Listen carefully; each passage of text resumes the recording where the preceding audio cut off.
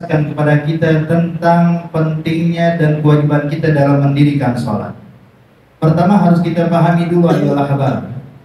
Kenapa Allah Subhanahu wa Ta'ala memerintahkan kita sholat? Maka oleh karena itu ulama pun menjelaskan. Ulama menyatakan sumya sholat bisolah li'annaha silah baina 'abd rabbih. Dinamakan sholat dengan kalimat sholat sebab sholat itu adalah penghubung antara seorang hamba dengan Allah.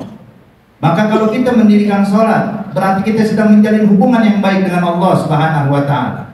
Semakin sering dia mendirikan sholat, maka makin bagus hubungannya dengan Allah Subhanahu wa Ta'ala. Maka oleh karena itu banyak dari para ulama, para salihin, orang-orang yang dekat dengan Allah Subhanahu wa Ta'ala, mereka siap menghabiskan waktunya untuk mendirikan sholat, bukan lagi 10 rakaat, bukan lagi 100 rakaat, bahkan ada yang 1000 rakaat. Bahkan Sayyidina Abdullah bin Abi al-Haddad pada masa kecilnya beliau hadirin itu tidak kurang daripada 200 sampai 300 rakaat. Al-Imam Al-Junaid Sayyidul Ta'ifah, beliau memiliki toko di pasar. Subhanallah, kalau dia datang setiap hari ke tokonya, dia masuk ke dalam warungnya dan sebelum dia buka dia turunkan dulu sitara. Untuk apa? Untuk mendirikan salat di dalam tokonya sebanyak 300 rakaat.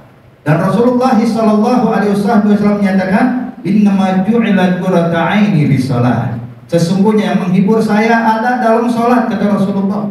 Sehingga Nabi Muhammad sallallahu alaihi wasallam kalau sudah masuk waktu sholat dan Sayyidina Bilal belum mengumandangkan azan, maka Rasulullah pun berkata, "Qal arihna biha ya Bilal, arihna biha ya Bilal."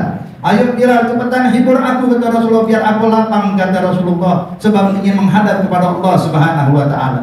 Wahai kata ya ahbab, maka kalau seandainya ada di antara kita seorang muslim yang tidak mau mendirikan sholat, maka bagaimana bisa mendapatkan keberkahan dalam kehidupannya? Banyak orang sibuk dengan keadaannya, sulit dalam keadaannya, dari segi ekonominya masalah, dalam urusan keluarganya masalah, dalam lingkungannya. Ketika selidik punya selidik, ayol ahbab, ternyata tidak mendirikan sholat. Maka kalau kita mendirikan sholat, Allah bakal berikan kita jalan keluar. Bukankah Allah nyatakan dalam ayat Al-Quran, "Innal insana khuliqa halu'a, idza massahu syarru jazua, wa idza massahu khairu manu'a illa al-musallin."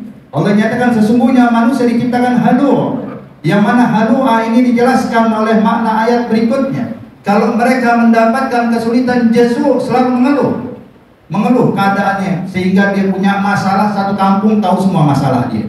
Keliling datang ke orang ini, saya punya problem ini, saya punya masalah ini. Apalagi zaman sekarang hadirin, dia punya masalah disebarkan di medsos. Jadi ini nunjukin sholat tidak benar yang kayak begini.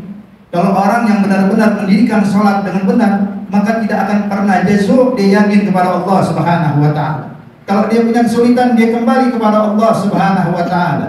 Wa idza masahul khair manu'a. Kalau dia punya kebaikan, punya harta, punya uang, pelitnya bukan main. Maka kalau orang kikir, pelit, berarti sholat mesti benarin hadirin.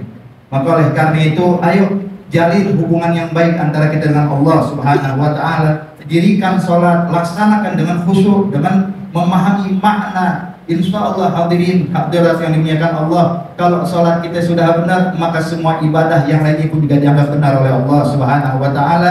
Semoga Allah melimpahkan taufik hidayah untuk semuanya, digolongkan kita orang mendapatkan ridhonya. Amin ya rabbal alamin. Wassalamualaikum warahmatullahi wabarakatuh.